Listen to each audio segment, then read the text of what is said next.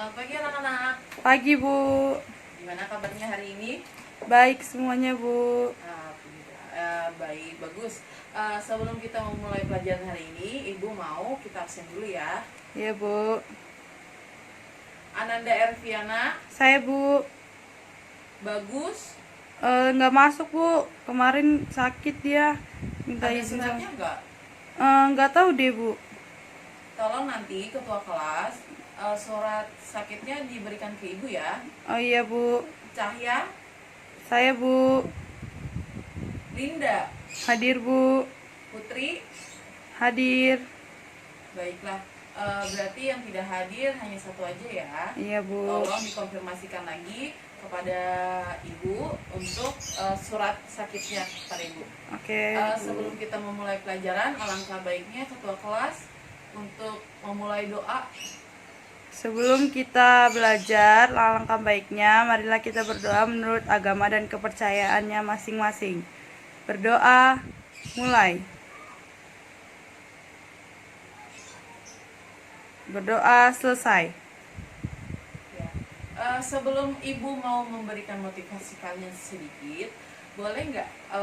Boleh tolong anak-anak sampah-sampah yang ada di bawah kolong dan di bawah meja harap diambil dan dibuang ke tong sampah. Baik, Bu. Ya, Ibu tunggu ya. Baik, Bu. Kalau sudah selesai, rapikan dulu bajunya. Itu Putri, bajunya tolong rapihin ya, Nak. Oh, iya, Bu, maaf. Itu bajunya keluar. Lain kali harus pakai baju dalaman warna putih ya, Nak.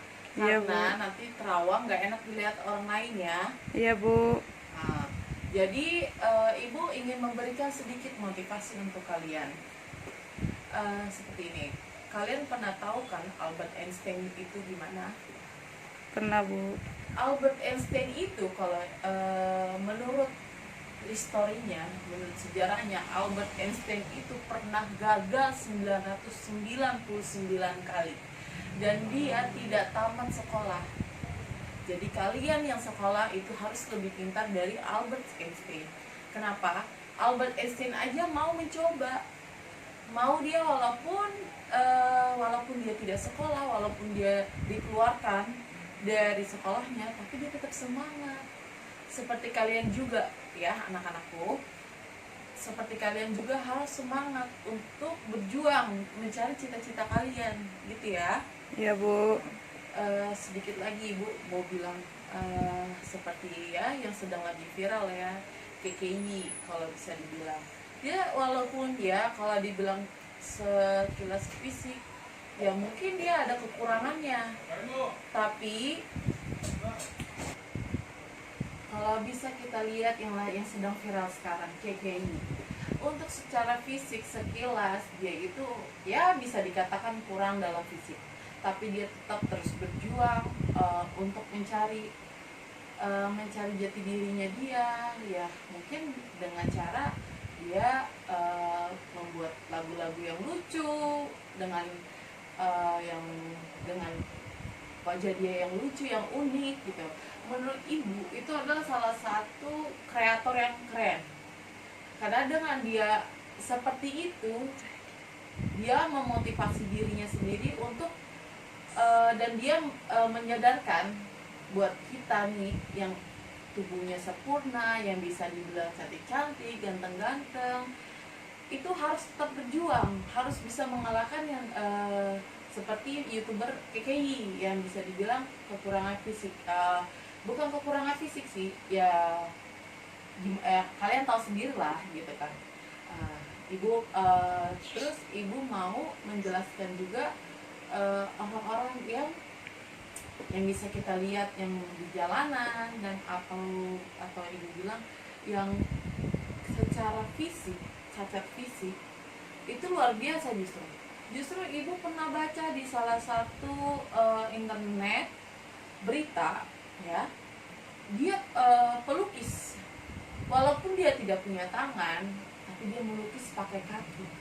Itu sungguh menyentuh, pertama ya, sungguh menyentuh hati Ibu. Kenapa? Karena menurut Ibu dengan segala kekurangan fisiknya dia nggak mau menyerah, dia terus semangat terus positive thinking, merubah mindsetnya dia menjadi sesuatu yang luar biasa.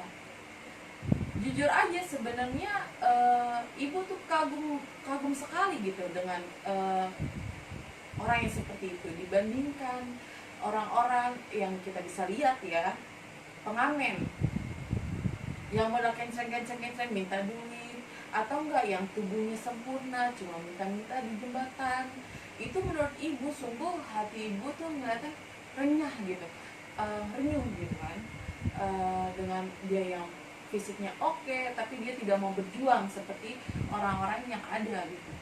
Jadi buat kalian anak-anakku, itu sangat penting banget merubah mindset kalian.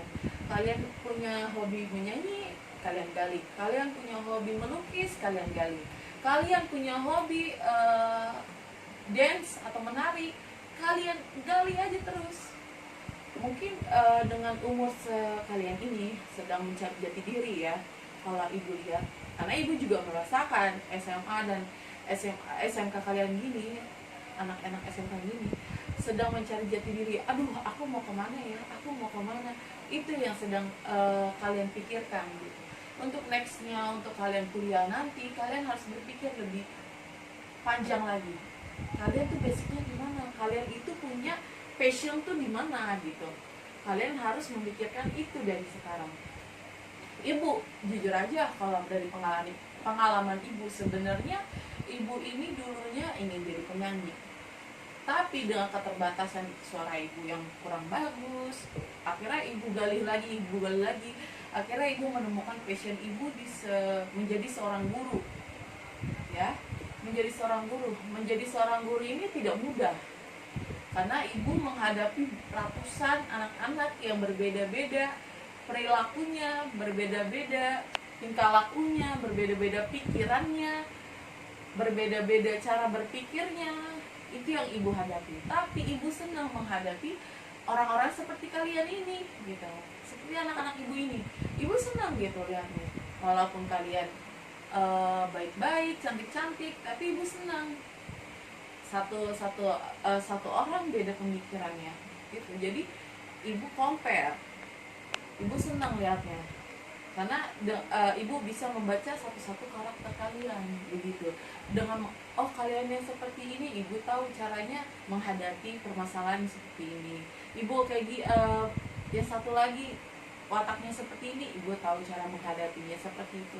Jadi kalau ibu bilang anak-anak ibu ini harus berubah, harus mengubah mindset kalian, harus mengubah kemalasan kalian, supaya kalian harus tetap semangat cari jati diri kalian. Kalian itu udah penerus bangsa ya, kalau ibu bilang kalian tuh penerus bangsa. Kalian harus tahu bagaimana kalian akan melangkah begitu. Jadi ibu bilang kalian itu harus tetap semangat terus, harus kalahkan orang-orang yang tidak berpendidikan.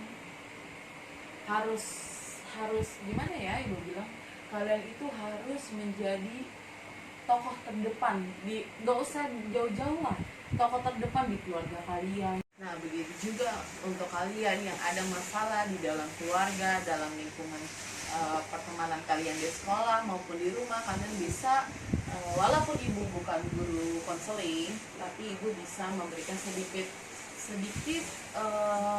ya motivasi atau arahan kepada kalian, bagaimana kalian harus berperilaku, bagaimana kalian harus menghadapi semuanya. Walaupun misalnya ya ada masalah ekonomi, walaupun ibu tidak banyak memberikan bantuan, tapi ya setidaknya kalian memberitakan ke ibu, itu suatu kebanggaan pada ibu sendiri, karena ibu mau kalian itu agak lebih dewasa lagi, mengarah ke yang lebih dewasa lagi, supaya kalian ini bukan jadi anak-anak yang labil lagi, tapi harus bisa bagaimana menghadapi kehidupan sekarang ini yang kejam ini gitu. Untuk masalah selain perekonomian seperti bullying gitu, ibu bisa membantu kalian sedikit-sedikit dengan caranya kalian tidak, ya mungkin ya ada teman-teman kalian yang membuli kalian, itu saran ibu, kalian itu tidak perlu yang namanya balik lagi membuli. Yang ibu kasih tahu satu ya, kalau yang namanya kita dibully, lebih baik kita diam, kita tunjukkan pada mereka bahwa kita ini bukan seperti apa yang dibully. Misalnya kamu ya, kamu nih bapaknya seorang petani, kamu buktikan seorang bapak seorang petani, tapi kamu harus jadi orang yang terpintar di sekolah. Begitu dengan cara membuktikan mereka yang membuli kamu menjadi orang yang hebat kamunya gitu, membuktikan itu. Sekiranya ada yang mau ditanyakan? Saya, Bu. Ya, Putri, apa? Jadi gini, Bu, kalau misalkan saya punya hobi dalam melakukan sesuatu seperti bernyanyi gitu. Nah, saya ingin ikut seperti lomba-lomba, tetapi kan seharusnya mempunyai les atau apa gitu ya, Bu. Nah, orang tua saya nggak ada yang dukung saya untuk ikut les seperti itu, Bu, karena orang tua saya nggak punya duit. Gimana dong, Bu? Nah, kalau masalah seperti itu, ibu bisa mengarahkan sedikit ya buat kamu, Putri. Les itu sebenarnya banyak ya yang memiliki kemampuan otodidak. Misalnya dengan cara kamu melatih melihat dari YouTube. Kamu kan punya HP, jelas dong punya HP, ya. Jadi pergunakan HP itu dengan sebaik mungkin. Misalnya kamu carilah di YouTube bagaimana cara melatih suara supaya indah, supaya merdu. Bisa kalian ini caranya, ABCD-nya, do re mi fa sol la si do-nya harus bagaimana. Ibu sih kurang paham ya tentang masalah menyanyi gitu ya. Tapi setidaknya kamu bisa melatih diri kamu melalui dari YouTube. Di situ kan banyak berbagai cara bagaimana kamu ini mau menyanyi seperti ini harus begini, menyanyi seperti itu harus begitu ya, Putri ya. Ya, Bu.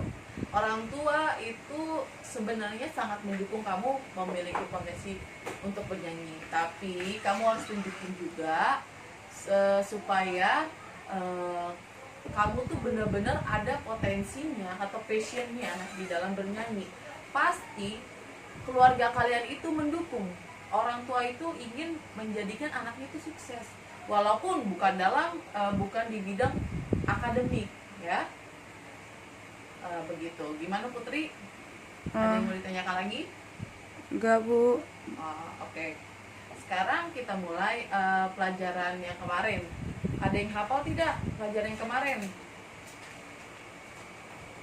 Tentang teori biaya. Masih ada nggak yang hafal? Apa itu break even point? Apa itu konsep analisis kelayakan usaha? Ada yang tahu tidak? Masih hafal belum? Gak ada ya. Makanya sebelum menjadi pelajar itu harus terus dibuka pelajaran yang kemarin maupun yang akan datang ya.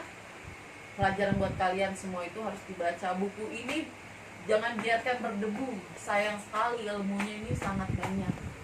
Oke? Oke, Bu. Yaudah, kita buka halaman 58.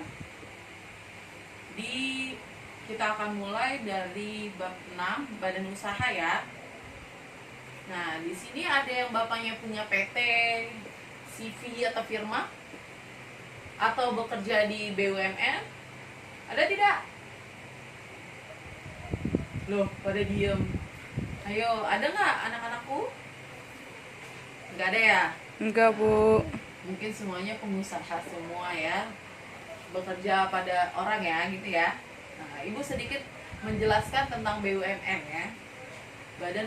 BUMN itu badan usaha milik negara.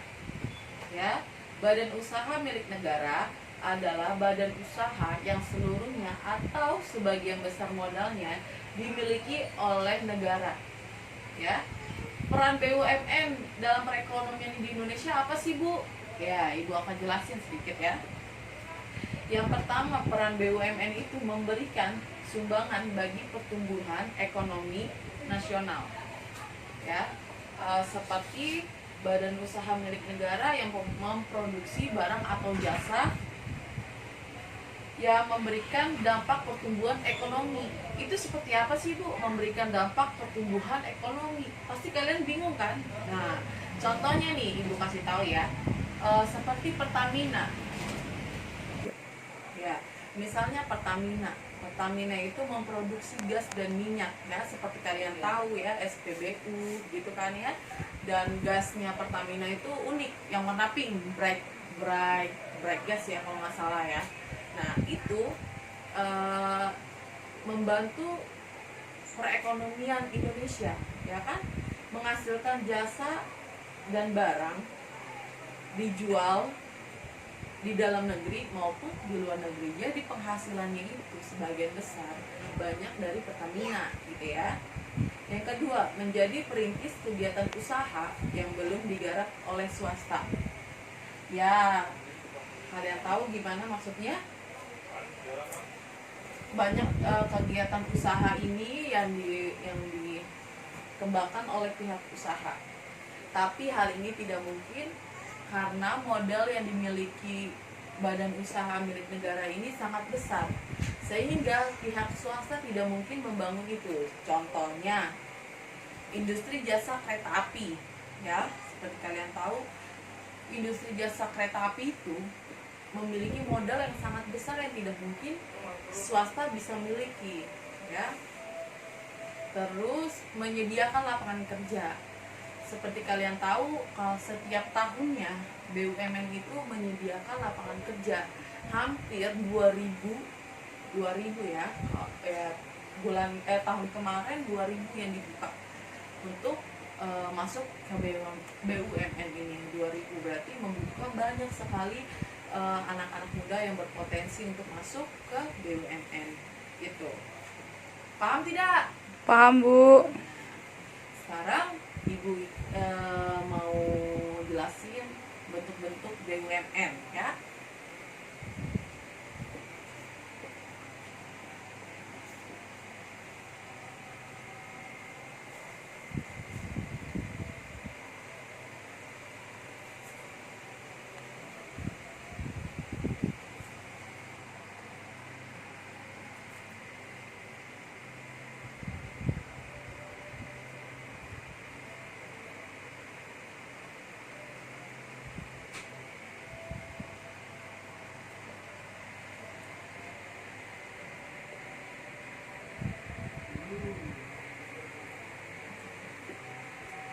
Nah, kalian ada yang tahu nggak perbedaan dari Persero, Perum, dan BUMD ini? Ada yang tahu nggak? Nah, ini Ibu jelasin sedikit ya. Kalau Persero ini ya, Persero ini adalah badan usaha yang dimiliki perseorangan ya, perseroan terbatas lah ibaratnya, yang modalnya itu bisa dibagi ya. Persero kalau bisa dibilang persero ini contohnya PT Kimia Farma, PT Indofood ya. Kalau bisa dibilang BUMN itu ya semuanya ya, dari ketiga ini pasti mencari keuntungan ya, mencari keuntungan dengan berbeda-beda ya. Yang kalau misalnya perseroan ini dia memiliki modalnya yang terbatas ya, dan modal yang dimiliki negara itu paling sedikit 51% gitu ya. Ya, Bu. Nah, kalau Perum, perusahaan umum, badan usaha perusahaan umum ini modalnya dimiliki oleh negara. Modalnya seluruhnya dimiliki oleh negara dan tidak terbagi atas saham ya. Bisa dibilang nih, Contoh yang paling umum sekali yaitu Perum Bulog.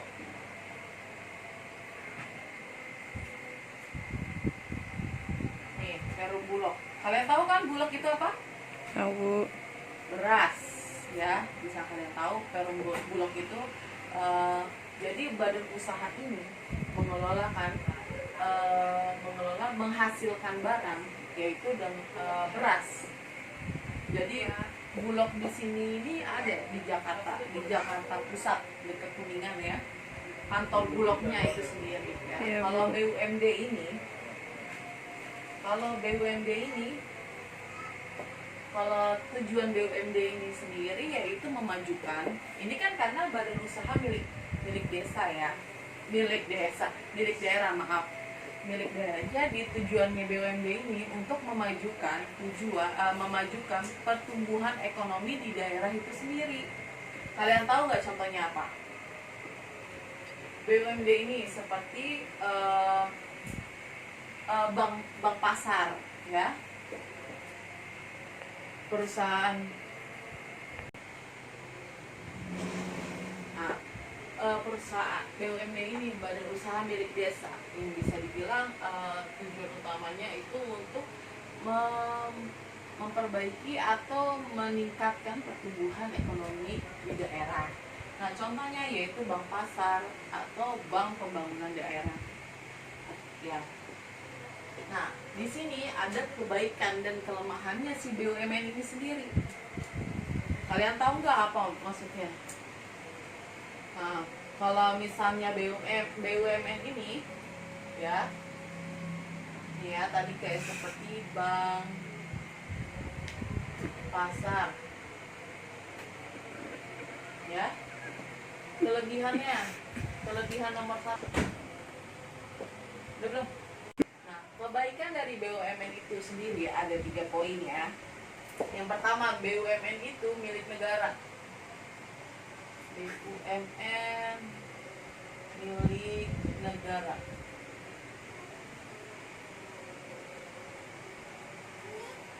Jadi pemerintah di sini memiliki hak monopoli yang tidak bisa diganggu-gugat oleh rakyatnya, ya.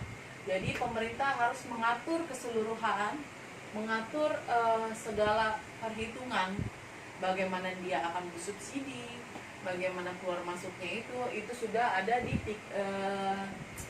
dirancangkan oleh pemerintah BUMN sendiri. Yang kedua,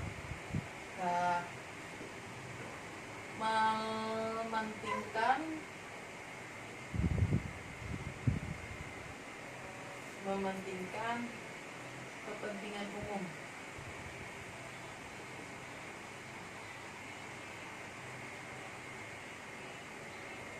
Dan memperoleh keuntungan. Ya, mementingkan kepentingan umum itu misalnya ya seperti ibu yang bilang tadi kan, oke, beda lagi. PT Kimia Farma itu mementingkan kepentingan umum dalam segi farmasi, yaitu obat-obatan. Jadi PT Kimia Farma ini membuat industri obat itu demi kepentingan rakyat.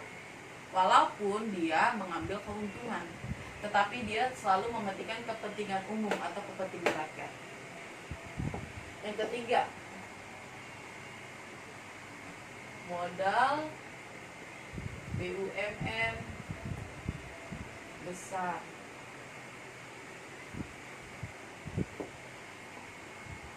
Ya,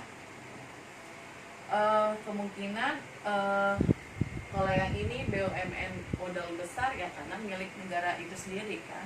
Jadi seperti yang ibu bilang 51%-nya itu harus milik negara ya. Jadi sewaktu-waktu kalau misalnya ada kerugian tetap saja BUMN ini lebih luar biasa, nggak terlalu rugi banget gitu karena itu memang milik negara. Nah, di sini ada kerugiannya, kelemahan.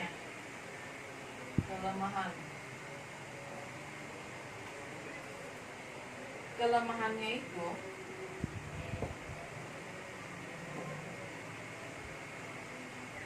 kinerja BUMN tergantung kondisi keuangan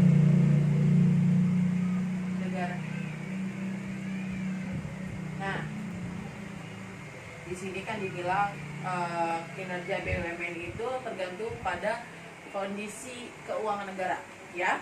Kalau bisa ibu bilang, kinerja BUMN itu tergantung inflasi dan deflasinya, ya.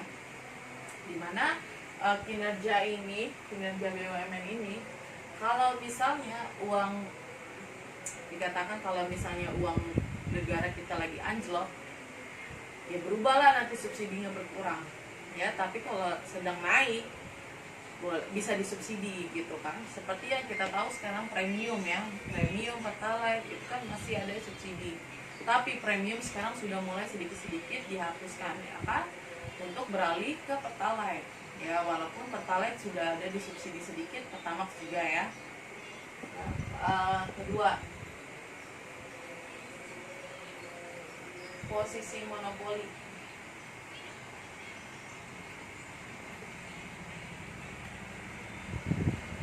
Dapat merugikan konsumen, ya. Ini pemerintah di sini, pemerintah harus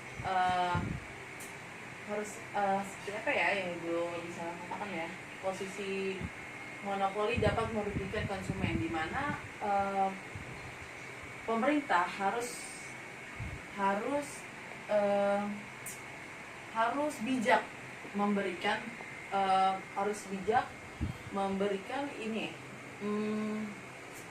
memberikan peraturan supaya mafia-mafia seperti gas, mafia-mafia batubara itu bisa terhapuskan. Ibu tuh bisa dibilang sangat setuju kalau Erick Thohir itu pemegang BUMN beserta Ahok. Kenapa?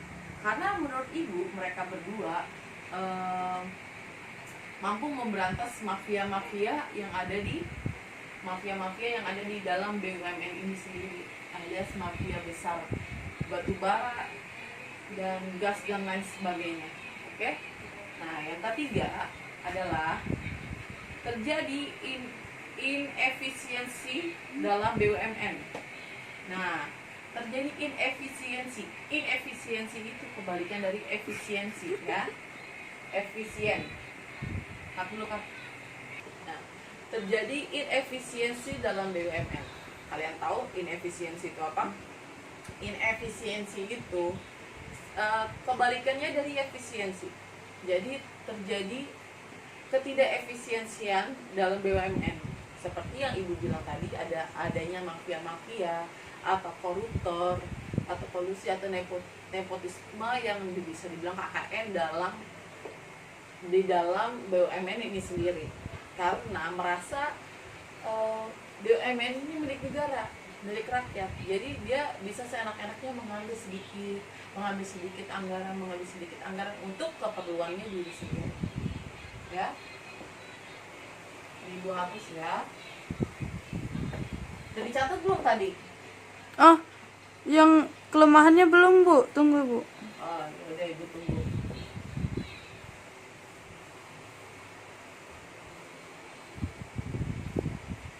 Ya, sambil Ibu jelasin lagi nih. Sekarang ada yang mau ditanya belum tentang BUMN tadi sebelum Ibu melanjutkan ke BUMS? Nggak ada, Bu. Nah, Ibu lanjutkan, ya. Ya, Bu. BUMS, ada yang tahu BUMS itu apa? Yaitu badan usaha milik swasta, ya. Kalau tadi milik negara, berarti semua yang namanya modalnya itu dari milik negara, dari negara kita sendiri. Kalau BUMS itu milik swasta yang bisa dibilang milik pribadi orang, gitu ya, dari milik orang-orang yang memiliki modal. Nah, inilah milik swasta, ya. Nah, peran BUMS dalam ekonomi Indonesia itu apa sih, Bu? Ya kan? Nggak ada yang tahu kan apa tuh kan? Nah, Ibu bilang kalau BUMS itu berperan menguasai sektor-sektor produksi yang potensial memberikan keuntungan atau yang tidak dikelola oleh negara, ya. BUMS ini berupaya memenuhi semua kebutuhan yang diminati oleh masyarakat. Nah, Ibu akan ini bentuk-bentuk BUMS itu sendiri, ya. Yang seperti kita tahu, perseroan, badan usaha perorangan,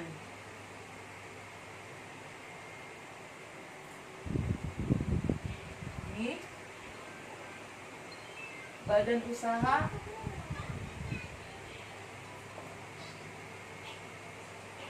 persekutuan. Nah, badan usaha perseorangan tuh seperti apa sih? Badan usaha yang modalnya hanya satu orang saja, maksudnya tidak ada digabungin lagi sama-sama dengan yang lain, seperti contohnya pedagang kaki lima, pemilik warung, ya, warteg gitu, ya, seperti itu. Kalau badan usaha persekutuan, yang namanya persekutuan itu berarti dari beberapa orang dijadikan satu, ya. Badan usaha persekutuan ini bisa dibagi menjadi 3. Yang pertama, firma, ya. Firma ini yaitu suatu badan usaha yang didirikan oleh 2 orang atau lebih dan menjalankan usahanya menggunakan nama bersama. Nah, seperti kalau firma itu biasanya, ya, firma itu notaris gitu, itu firma. Jadi dari beberapa notaris gitu, ya, dijadikan satu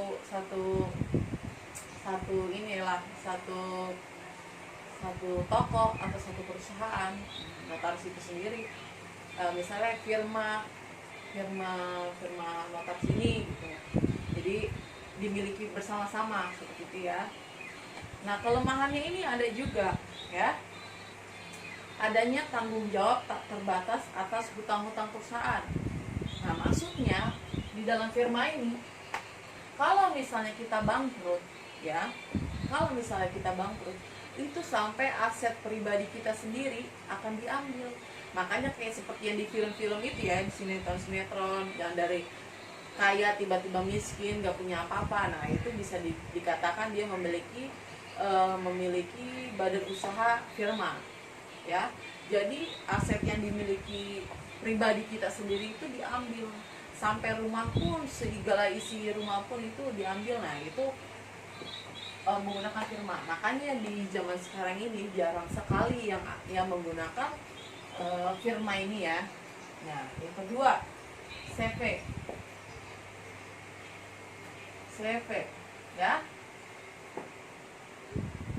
persekutuan komanditer, yaitu suatu badan usaha yang didirikan oleh 2 orang sekutu atau lebih, sebagian merupakan sekutu aktif.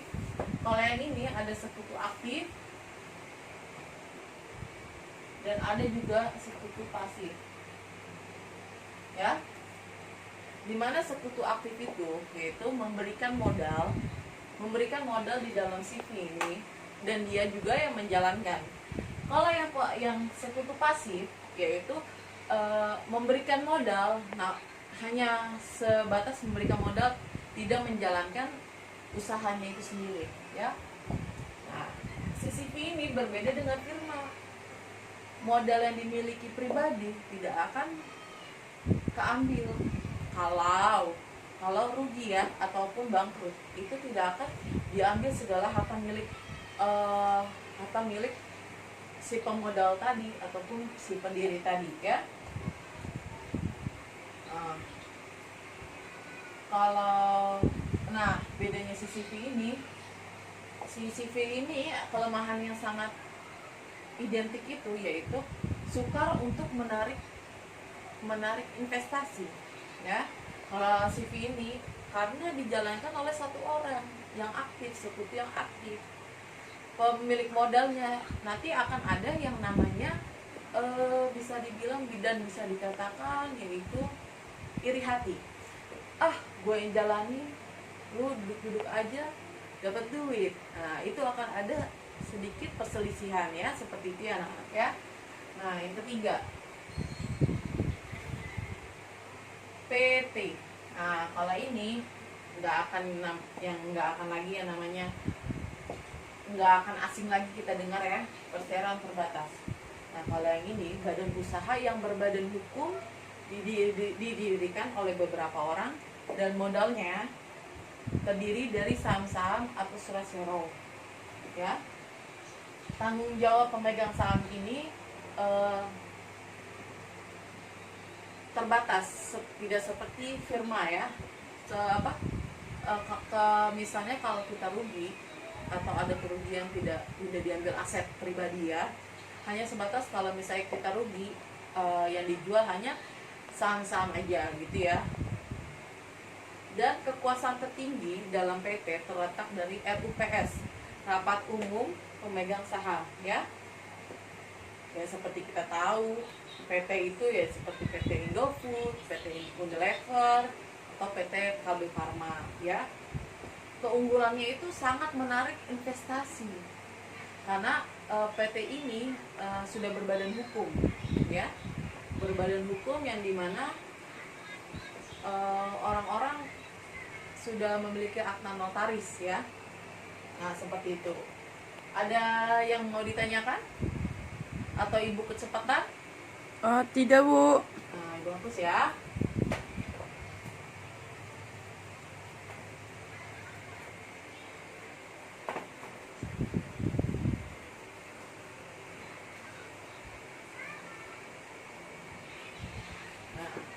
Itu tadi ya, udah jelas kan perbedaan dari BUMN dan BUMS tadi. Sudah Nah, Bu. sekarang kita ke koperasi. Kalau koperasi ini udah nggak asing lagi ya, didengar ya. Koperasi.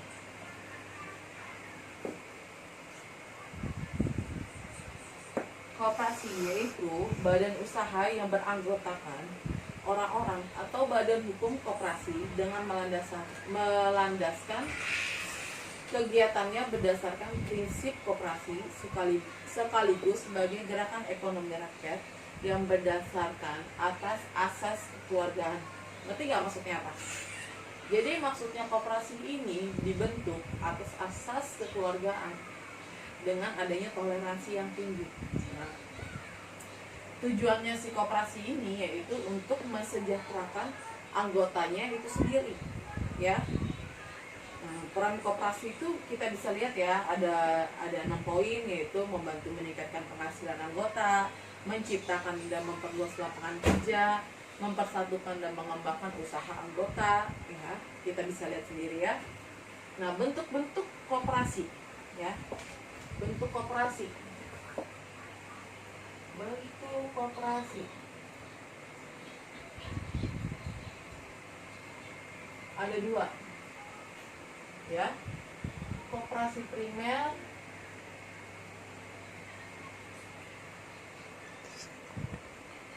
dan koperasi sekunder.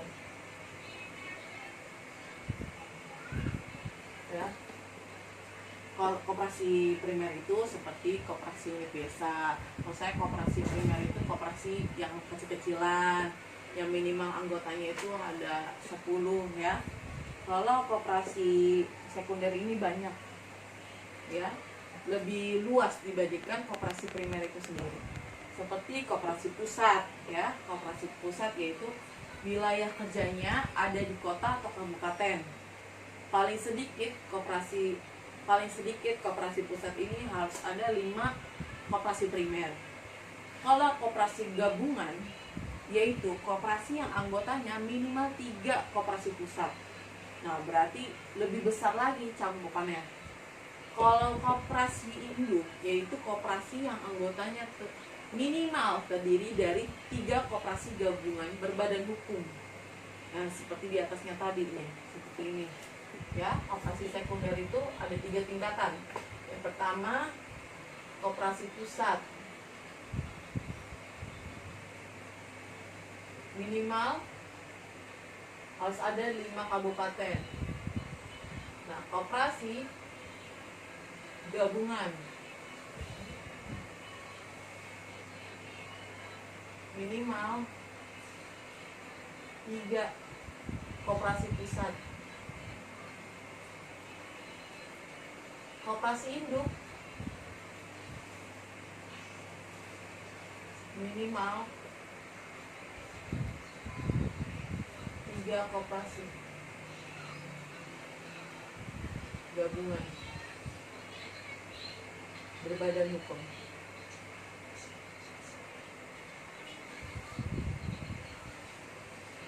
Ini sudah jelas ya, sudah jelas perbedaannya seperti apa ya. Perbedaannya koperasi primer itu ya unit desa, seperti gitu ya, koperasi unit desa. Kalau koperasi sekunder ini koperasi pusat yang memiliki minimal ada 5 koperasi di kabupaten gitu ya. Kalau koperasi gabungan minimal harus ada 3 koperasi dalam pusat, dalam kabupaten itu sendiri. Nah, kalau koperasi induk minimal harus ada 3 koperasi gabungan yang berbadan hukum ya. Nah, jenis-jenis koperasi itu ada 5 ya. Nah, yang pertama, koperasi konsumsi. Koperasi konsumsi itu di mana koperasi itu menyediakan bahan pangan, pakaian, sabun, deterjen, pasta gigi, dan lain sebagainya. Tujuannya diberikan tujuan koperasi konsumsi ini yaitu tujuannya agar anggota-anggota dapat membeli barang konsumen itu dengan harga yang relatif murah, bahkan bisa dikatakan dengan kredit juga bisa ya. Nah, yang kedua, koperasi produksi. Beda dong koperasi konsumsi dengan koperasi produksi. Nah, koperasi produksi ini seperti koperasi pengrajinan gitu, kerajinan, atau koperasi mebel ya kan, koperasi batik gitu kan. Jadi kalau misal kita mau beli batik misalnya, sarung batik yang cantik gitu, kita bisa membelinya di koperasi batik gitu dengan harga yang relatif murah gitu ya kan. Nah, koperasi simpan pinjam, nah ini bisa dikatakan koperasi simpan pinjam ini selalu di hal-hal yang negatif. Sekarang bisa dibilang para kolektor itu sekarang udah nggak kolektor lagi, tapi sudah masuk ke dalam koperasi simpan pinjam. Inilah yang membuat koperasi di Indonesia ini bisa dikatakan bernegatif ya, karena jujur saja karena manusia ini sekarang butuh yang namanya modal usaha, mau tidak mau seperti kita seorang ini mau membangun usaha harus memiliki modal yang besar dengan cara meminjam. Nah, koperasi simpan pinjam ini mampu memberikan simpan pinjam ya, bukan hanya pinjam saya tapi bisa disimpan juga gitu ya, dengan memberikan bunga, bukan bunga sih, dengan memberikan sedikit keuntungan lah, nggak banyak. Kalau koperasi itu tidak bisa banyak mengambil keuntungan ya. Nah, koperasi jasa. Koperasi jasa ini didirikan untuk memberikan pelayanan jasa kepada anggotanya. Contohnya koperasi jasa angkutan atau koperasi asuransi. Koperasi jasa angkutan ya seperti yang kita lihat ya, angkot 53 atau mikrolet ya kan, metro mini itu ada koperasinya. Yang kelima, koperasi serba usaha. Nah, ini tuh maksudnya koperasi serba usaha itu meliputi bermacam segi ekonomi seperti konsumsi, produksi, jasa atau perkreditan. Contohnya yaitu koperasi unit desa yang biasanya ada di tingkat kecamatan dan bergerak di berbagai bidang usaha. Sudah paham anak-anak? Paham, Bu. Nah, di sini ada kelebihan dan kelemahan dari si koperasi itu sendiri. Kelebihan dari koperasi itu, koperasi tidak mengenal adanya pertentangan kepentingan antara majikan dan buruh, karena menurut mereka ini anggota harus mensejahterakan anggota, ya. Tujuan atau motif utama koperasi yang terutama adalah menyelenggarakan keperluan hidup bersama. Seperti yang Ibu bilang tadi, koperasi ini sebenarnya tujuannya bukan untuk menguntungkan atau mencari keuntungan yang komersial banyak bunga gitu ya, tapi ya memang menguntungkan tapi tidak banyak, tidak boleh banyak gitu ya. Nah, kelemahan koperasi ini yaitu yang pertama, modal koperasi itu masih terbatas, sarana dan prasarana koperasi itu masih minim. Nah, yang ketiga yaitu banyaknya hal yang negatif yang tadi seperti Ibu yang bilang, koperasi simpan pinjam ini seperti debt collector gitu. Itu padahal salah. Debt collector adalah debt collector, koperasi adalah koperasi simpan pinjam. Beda ya. Dibedakan. Terus bisa dikatakan sekarang ini koperasi ini sudah kalah bersaing dengan bank ya. Bank ini bank-bank yang ternama atau milik negara itu seperti Bank BNI ya. Bank BNI atau ya semacamnya itu sudah mulai lambat laun koperasi ini sudah mulai redup karena sudah mulai ada yang namanya bank lebih mudah ya, walaupun sedikit prosesnya agak lama tapi lebih mudah bisa ditemukan di mana-mana dibanding koperasi itu sendiri. Ada yang ingin ditanyakan anak-anak sebelum Ibu memberikan tugas? Tidak, Bu. Baik, Ibu harap kalian bisa mengerti, bisa diterapkan dalam kehidupan kalian sendiri, dan mohon ya untuk kalian untuk mengerjakan tugas halaman 66 sampai 68 ya. Baik, Bu. Dari uji kompetensi semuanya A sama bagian 1 dan bagian 2 ya. Ya, Bu. Nah, nanti dikumpulkan ya, Nak. Ya, Bu. Kalau udah selesai anak-anak, dikumpulkan ya tugasnya.